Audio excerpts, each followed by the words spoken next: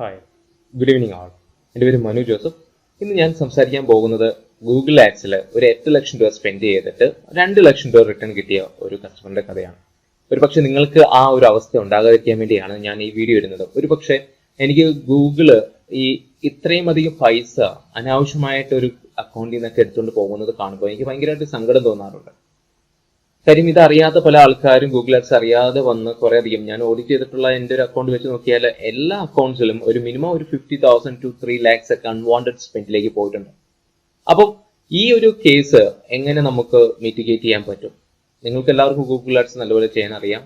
എന്നിരുന്നാൽ പോലും ഒരു ഗൂഗിൾ ആഡ്സ് എക്സ്പേർട്ടിന്റെ ഒരു സ്കിൽ എന്ന് പറയുന്നത് അവന്റെ ഓഡിറ്റിംഗ് സ്കിൽ കൂടിയാണ്.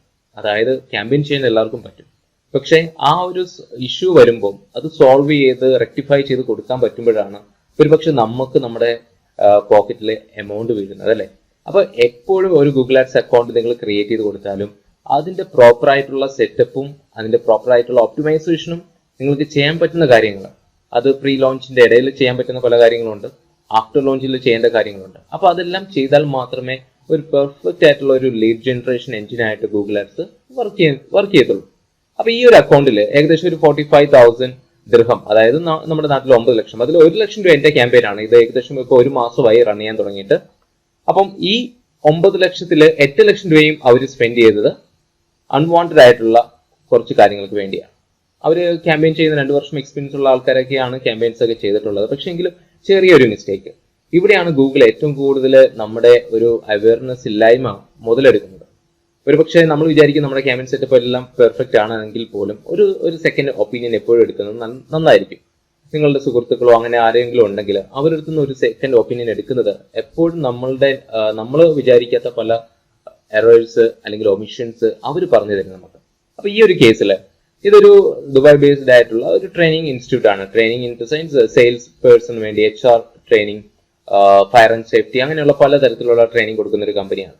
അപ്പൊ അവര് ഏകദേശം ഈ 45,000 ദിർഹം സ്പെൻഡ് ചെയ്തതിനകത്ത് 5,000 എന്റെ ക്യാമ്പയിൻ ആണ്. ഇവിടെ മനു എന്ന് പറഞ്ഞിട്ട് ഞാൻ ഇവിടെ ഇട്ടിട്ടുണ്ട്. 5,600 ഇപ്പം ഓൾറെഡി സ്പെൻഡ് ചെയ്തിട്ടുണ്ട്. നമുക്ക് 40,000 എടുക്കാം. 40,000 എന്ന് വെച്ച് കഴിഞ്ഞാൽ ഇൻറ്റു 22-21 അടിക്കുമ്പോൾ ഏകദേശം 8 ലക്ഷം രൂപ വരുന്നുണ്ട്. അപ്പൊ ഈ ഒരു ക്യാമ്പയിനിൽ എന്താണ് സംഭവിച്ചത്? ഞാൻ ഇതിനകത്ത് പലതരത്തിൽ അവർ പല ക്യാമ്പയിൻസും ചെയ്ത് ട്രൈ ചെയ്ത് നോക്കി.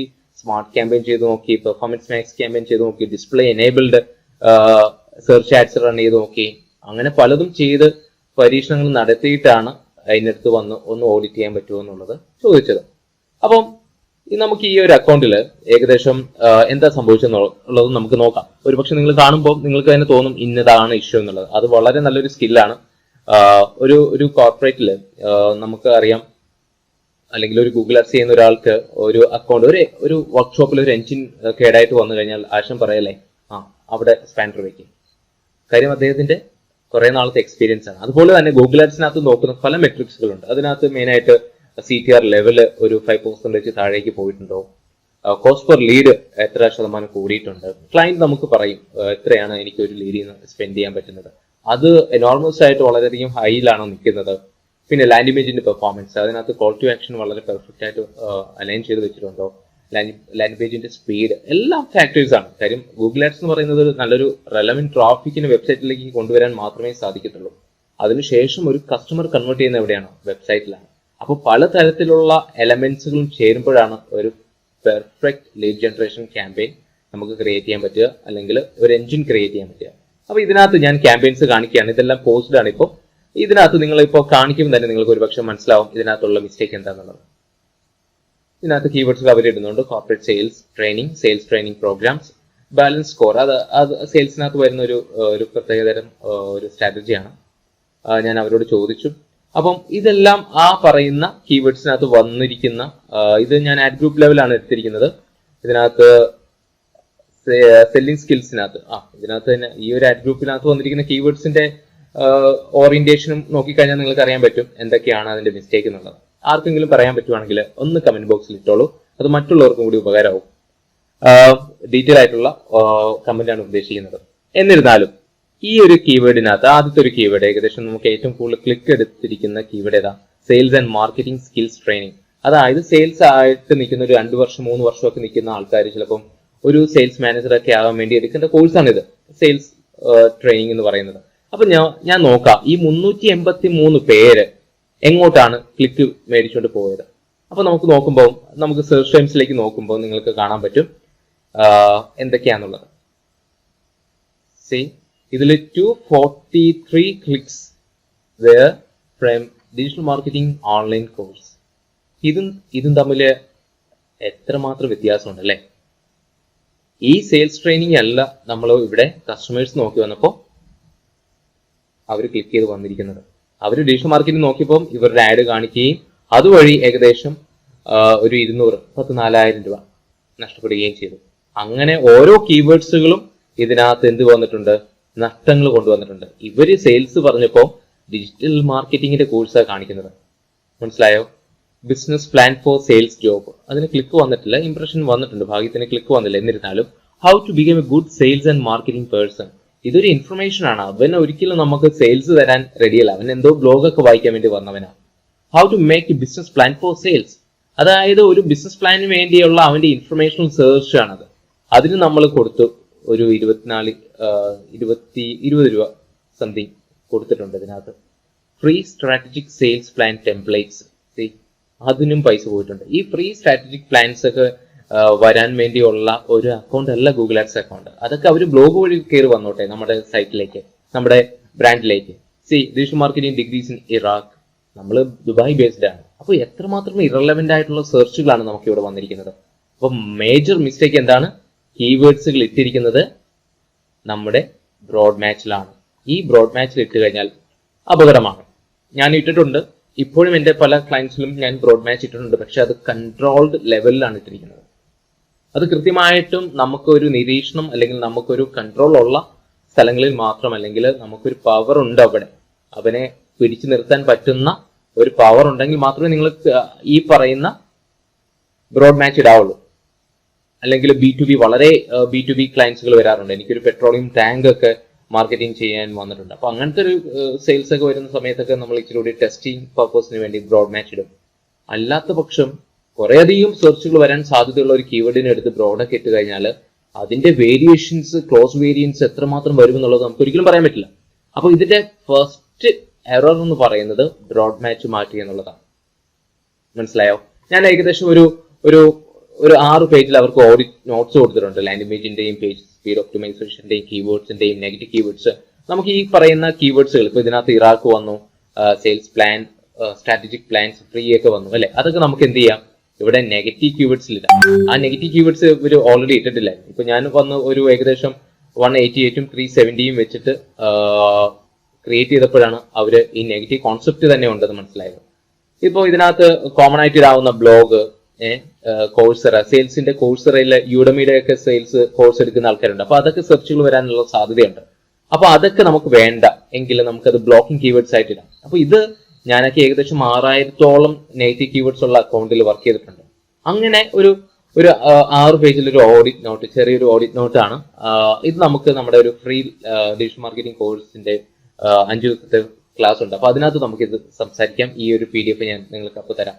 അപ്പൊ ഞാൻ ഇവിടെ പറയാൻ വന്ന ഇന്നത്തെ ടോപ്പിക് എന്ന് പറയുന്നത് ഈ 8 ലക്ഷം രൂപയും സ്പെൻഡ് ചെയ്തത് ഇതുപോലെയുള്ള ബ്രോഡ് ആയിട്ടുള്ള കീവേഡ്സുകൾക്ക് വേണ്ടിയാണ്. ഇപ്പൊ സെയിൽസ് ട്രെയിനിങ് എന്ന് പറയുന്ന കീവേഡ് എടുക്കാം. ആ സെയിൽസ് ട്രെയിനിങ്ങിനകത്ത് best closing techniques for sales, അത് അറിയാവുന്ന ഒരാൾ, സെയിൽസിലുള്ള ഒരാൾ അതെങ്ങനെയാണ് ക്ലോസ് ചെയ്യാനുള്ള സ്ട്രാറ്റജീസ് നോക്കുകയാണ്. How to be a good at sales administrator skills, ഇതൊക്കെ സ്കിൽസ് എന്താണ്? നെഗോഷിയേറ്റിംഗ് സ്കിൽസ്, ലിസണിങ് സ്കിൽസ്, അതൊക്കെ നോക്കി വരുന്ന ഒരാൾക്ക് നമ്മൾ എന്തിനാണ് ഒരു പൈസ കൊടുത്ത് അവനെ വെബ്സൈറ്റിലേക്ക് കൊണ്ടുവരുന്നത്? അവൻ ഒരിക്കലും വന്ന് പെട്ടെന്ന് കൺവേർട്ട് ആവില്ല. ആകുവാണെങ്കിൽ തന്നെ കുറച്ച് ടൈമൊക്കെ എടുക്കും. കോഴ്സ് നോക്കി വരുന്നവർ തന്നെ കൺവേർട്ട് ചെയ്യാൻ ഇതിന്റെ ബൈയിങ് സൈക്കിൾ പ്രകാരം ഏകദേശം 1.5 മാസം, 60 ദിവസത്തോളം വരുന്നുണ്ട്. അപ്പൊ ഇതുപോലെ ഇൻഫർമേഷണൽ സെർച്ച് വരുന്ന കസ്റ്റമേഴ്സ് ഒരിക്കലും പെട്ടെന്ന് കൺവേർട്ട് ആകാനുള്ള സാധ്യത വളരെ കുറവാണ്. അപ്പം ഇത് മാറ്റിക്കൊണ്ട് ഞാനൊരു ക്യാമ്പയിൻ ചെയ്തിട്ടുണ്ട്. ആ ക്യാമ്പയിൻ കൂടി ഒന്ന് ഞാൻ കാണിച്ചിട്ട് ഞാൻ സ്റ്റോപ്പ് ചെയ്യാം. ഈ ക്യാമ്പയിനിൽ ഇപ്പൊ ഞാൻ ചെയ്തിരിക്കുന്ന ക്യാമ്പയിൻ ലൈവാണ്. ഇതിനകത്ത് അവരുടെ അതേ ക്യാമ്പയിൻ സ്ട്രക്ചർ തന്നെയാണ് ഞാൻ എടുത്തിരിക്കുന്നത്. ഏകദേശം 35 ലീഡ്സ് വന്നിട്ടുണ്ട്, 35 ലീഡ്സ്. ഇതിനകത്ത് 5 ലീഡ്സ് ഡിസ്ക്വാളിഫൈ ആയിപ്പോയി. വിളിച്ചിട്ട് അവരറിയില്ല, അവർ വെറുതെ കൊടുക്കുക എന്നൊക്കെ പറഞ്ഞ് 5 ലീഡ്സ് ഡിസ്ക്വാളിഫൈ ആയിപ്പോയി. ടോട്ടലാണ് കേട്ടോ. ഇതിനകത്ത് ലീഡ്സ് വരാത്ത ഒരെണ്ണമുണ്ട്. നെഗോഷിയേറ്റിംഗ് സ്കിൽസിന് ബാക്കിയൊക്കെ HR ട്രെയിനിങ്ങിന് ഏറ്റവും കൂടുതൽ, സെയിൽസ് ട്രെയിനിങ് 8, HR-ന് 17, കസ്റ്റമർ സർവീസ് ട്രെയിനിങ്ങിന് 1. ഒരു മാസത്തെ പെർഫോമൻസ് ആണ്. 35-ൽ 5 ഡിസ്ക്വാളിഫൈഡ് ആണ്. ഇതിനകത്ത് ഏകദേശം 9 കസ്റ്റമേഴ്സ് ആണ് കൺവേർട്ട് ആയിട്ടുള്ളത്. 9 കസ്റ്റമേഴ്സ്. അതായത് ഒരു കസ്റ്റമറിന്റെ അടുത്ത് നിന്ന് നമുക്ക് കിട്ടാവുന്നത് 1 ലക്ഷം രൂപ. കോഴ്സിന്റെ ഫീസ് ഓൾമോസ്റ്റ് 5,000 ആണ്, അല്ലെങ്കിൽ 4,000. ഇപ്പോൾ റമദാനൊക്കെ ആയതുകൊണ്ട് ചിലപ്പോൾ ഒരു 500,000 ഒക്കെ റിഡംഷൻ കൊടുക്കുന്നുണ്ട്. എന്നിരുന്നാലും ഒരു 4,000 കൂട്ടിക്കോളും. ഈ പറയുന്ന 1 ലക്ഷം രൂപയ്ക്ക്, അതായത് 5,600 ആസ് ഓഫ് ടുഡേ അവർ സ്പെൻഡ് ചെയ്തതിൽ അവർക്ക് ഈ 9 ലീഡ്സിൽ നിന്ന് നിങ്ങൾ തന്നെ കൺവേർട്ട് ചെയ്തോളൂ. 80,000 ഇന്ത്യൻ റുപ്പി വെച്ചിട്ട് ഇൻറ്റു ചെയ്ത് കഴിഞ്ഞാൽ അവർക്ക് എത്ര റിട്ടേൺ കിട്ടിയിട്ടുണ്ടെന്നുള്ളത് മനസ്സിലായി. ഒരു ലീഡ് കൺവേർട്ട് ആയാൽ തന്നെ അവരുടെ ഈ സ്പെൻഡ് ഓക്കെ ആയി. 5,000, 4,000 ആണ് ഒരു കസ്റ്റമറിന്റെ അടുത്ത് നിന്നും മേടിക്കുന്നത്. ഓൾറെഡി ഈ മാസം ടോട്ടൽ ഞാൻ സ്പെൻഡ് ചെയ്തിരിക്കുന്നത് 5,000 ആണ്. അപ്പൊ ബാക്കി 8 ലീഡ്സ് അവർക്ക് 800 ടൈംസ് അവർക്ക് ROIs അല്ലെ, റിട്ടേൺ ഓൺ ആഡ് സ്പെൻഡ് കിട്ടിയിട്ടുണ്ട്. അവരിപ്പോഴും പറയുന്നുണ്ട് മാക്സിമം പുഷ് ചെയ്യാൻ നമുക്ക് കൂടുതൽ ലീഡ്സ് വേണം. ഒരു പരിധി വരെ നമുക്ക് പുഷ് ചെയ്യാൻ പറ്റത്തുള്ളൂ. കാര്യം എല്ലാ കീവേഡ്സുകൾക്കും അതിൻ്റെതായിട്ടുള്ള ആവറേജ് CPC കോസ്റ്റും എല്ലാം ഉണ്ട്. അനാവശ്യമായിട്ട് കുറേയധികം ക്ലിക്സുകൾ കൊണ്ടുവരാൻ പറ്റുന്ന കാര്യമല്ല നമ്മൾ നോക്കുന്നത്. റെലവെന്റ് ആയിട്ടുള്ള കസ്റ്റമേഴ്സിനെ കൊണ്ടുവരിക എന്നുള്ളതാണ് നമ്മുടെ ലക്ഷ്യം. അപ്പൊ ഇതിനകത്ത് 9 ലീഡ്സേ കൺവേർട്ട് ആയിട്ടുള്ളൂ, അല്ലെങ്കിൽ അവർ പേയ്മെന്റ് നമുക്ക് അക്കൗണ്ടിൽ കിട്ടിയിട്ടുള്ളൂ. ഇനിയുള്ള ബാക്കിയുള്ള 21 ക്ലയൻസ് എന്ന് പറയുന്നത് എന്താണ്, അവര് പൈപ്പ് ലൈനിലാണ്. ഞാൻ ഇപ്പൊ എക്സാമിലാണ്, അല്ലെ ഞാൻ ഓഫീസിലാണ്, ഞാൻ പിന്നെ വിളിക്കാം, എനിക്ക് പ്രൊമോഷന്റെ ടൈമിൽ മതി, എനിക്കിപ്പോ വേണ്ട, ഞാൻ ഇവിടുന്ന് ജോലി മാറുകയാണ്, അപ്പൊ എനിക്കൊരു നല്ലൊരു സെയിൽസ് ട്രെയിനിങ് വേണമെന്നുണ്ട്, അപ്പോൾ 2-3 മാസം കഴിഞ്ഞിട്ട് വിളിക്കൂ. ഇങ്ങനെയൊക്കെയാണ് അവരുടെ സെയിൽസ് ടീം എന്നോട് പറഞ്ഞത്. പലവരെയും വിളിക്കുമ്പോൾ അവര് ഓരോ കാര്യങ്ങൾ പറഞ്ഞ് പോസ്റ്റ്പോൺ ചെയ്യാം. പക്ഷെ ക്വാളിഫൈഡ് ലീഡ്സ് ആണോ? ക്വാളിഫൈഡ് ലീഡ്സ് ആണ്. ഈ 5 ലീഡ്സ് ഒഴിച്ച് ബാക്കിയെല്ലാം ക്വാളിഫൈഡ് ലീഡ്സ്. അപ്പം ബിസിനസ്സുകാർ എപ്പോഴും ചോദിക്കുന്നത് എത്ര കൺവേർട്ട് ആയി എന്നുള്ളതാണ്. എന്നിരുന്നാൽ പോലും നമുക്ക് SQL ഉണ്ട്, MQL ഉണ്ട്, market qualified leads and sales qualified leads. അപ്പൊ ഇത് രണ്ടും എപ്പോഴും നിങ്ങൾ ഓർത്തിരിക്കണം, marketing qualified leads and sales qualified Leeds.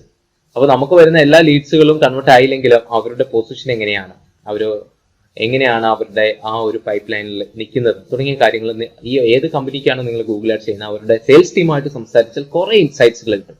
As A digital marketer നമ്മൾ ആരും ചെയ്യാത്തൊരു കാര്യമാണത്. എന്നിരുന്നാലും നിങ്ങൾ ആദ്യം സംസാരിക്കേണ്ടത് അവരുടെ സെയിൽസ് ടീമിനോട്, റിസപ്ഷനിസ്റ്റിനോട്, അവിടുത്തെ വെബ് അഡ്മിനിസ്ട്രേറ്ററോട്, അങ്ങനെയുള്ള ആൾക്കാരോടൊക്കെ സംസാരിക്കുമ്പോൾ, കാര്യം നമ്മൾ അവിടെ പോയിട്ട് ആ കമ്പനിയുടെ സെയിൽസ് ഒന്നും ചെയ്യുന്നില്ല. നമുക്ക് ടെക്നോളജി, ഡിജിറ്റൽ മാർക്കറ്റിംഗിൽ നമ്മൾ ഡിജിറ്റൽ മാത്രമാണ് കൈകാര്യം ചെയ്യുന്നത്. അപ്പോൾ മാർക്കറ്റിംഗ് ആര് പറഞ്ഞു തരും? അപ്പോൾ മാർക്കറ്റിംഗിന്റെ ഇൻസൈറ്റുകൾ കിട്ടണമെങ്കിൽ എപ്പോഴും ആ കമ്പനിയുടെ സ്റ്റാഫുമായിട്ട് എപ്പോഴും സംസാരിക്കണം. അവിടെ നിന്നാണ് എനിക്ക് ഏറ്റവും കൂടുതൽ ഇൻസൈറ്റുകൾ കിട്ടിയിട്ടുണ്ടാവും. ചിലപ്പോൾ ചില വാക്കുകൾ വെബ്സൈറ്റിൽ വെക്കണമെന്ന് പറയാൻ കാരണം എനിക്ക് അവിടുന്ന് സെയിൽസ് ടീം പറയുന്ന ചില വാക്കുകളാണ്. ഓക്കെ, അപ്പോൾ ഞാൻ ചെയ്ത ഒരു സെയിൽസ് ട്രെയിനിങ്ങിന്റെ ക്യാമ്പയിൻ കൂടി ഞാൻ ചെയ്തിട്ട് കാണിക്കാം. ഇതിനകത്ത് ഞാൻ മോസ്റ്റ്ലി എല്ലാം ഇട്ടിരിക്കുന്നത് ഈ പറയുന്ന ഫ്രേസ് മാച്ചിലാണ്. അപ്പൊ നമുക്ക് കൺവേർട്ട് ആയിട്ടുള്ള ഏതെങ്കിലും ഒരു കീവേഡ് നോക്കാം. Sales trainer Dubai, sales course in Dubai. അപ്പം അതിനകത്ത് കൺവേർഷൻ വന്നിട്ടുള്ള ഒരു കീവേഡാണ്. അപ്പോൾ കൺവേർഷൻ വന്നിരിക്കുന്ന കീവേഡിന്റെ ടൈം എന്താ? Sales course in Dubai. കേട്ടോ, സെയിൽസ് റിലേറ്റഡ് ആയിട്ടുള്ള കോഴ്സ് റിലേറ്റഡ് ആയിട്ടുള്ള ആൾക്കാർ ഇ കൊമേഴ്സ് ട്രെയിനിങ് കോഴ്സ് അത് ഇച്ചിരി ക്ലോസ് വേരിയന്റ് ആണ്. ഇപ്പൊ ഗൂഗിൾ എല്ലാവർക്കും അറിയാം, അവര് നമ്മൾ പറയുന്ന ഒരു ഫ്രേസ് മാച്ചിൽ ഇട്ടാൽ പോലും അവരുടെ ക്ലോസ് വേരിയന്റ് എന്ന് പറഞ്ഞിട്ട് അവർ ഇ കൊമേഴ്സ് ട്രെയിനിങ് നമ്മളിപ്പോൾ അങ്ങനെ പ്രൊവൈഡ് ചെയ്യുന്നില്ല. എന്നിരുന്നാൽ പോലും ഈ ഒരു ക്ലിക്ക് വരേണ്ട കേസ് ഇല്ല നമുക്ക്. പക്ഷെ ഗൂഗിൾ പറയുന്നത് ഇതുമായിട്ട് വളരെയധികം ക്ലോസ്ലി വേരിയന്റ് ആണ്. അപ്പൊ നമുക്ക് ഇങ്ങനെ വരാനുള്ള അപകടമുണ്ട് സത്യം പറഞ്ഞാൽ. അപ്പൊ ഇത് നമ്മൾ ഈ ഇ കൊമേഴ്സ് നമുക്ക് കൊടുക്കാനില്ലെങ്കിൽ അത് നെഗറ്റീവ് ബ്ലോക്കിംഗ് കീവേഡ്സ് ആക്കി കളയുക. ബാക്കിയുള്ളത് almost sales training Dubai, sales training in Dubai, E commerce പിന്നെയും വന്നിട്ടുണ്ട്, ബാക്കി ക്ലിക്ക് വന്നിട്ടില്ല. അപ്പം ഈ അടുത്തൊരു കീവേഡ് വേണമെങ്കിൽ നോക്കാം. സെയിൽസ് ട്രെയിനിങ് വർക്ക്ഷോപ്പ്, ഇതും കൺവേർട്ട് ആയിട്ടുള്ള ഒരു കീവേഡാണ്. Short time course in sales and marketing, sales techniques training course. അപ്പോൾ ഇതിനകത്ത് കൺവേർട്ട് ആയിരിക്കുന്ന കീവേഡ് ഏതാണെന്ന് നോക്കാം.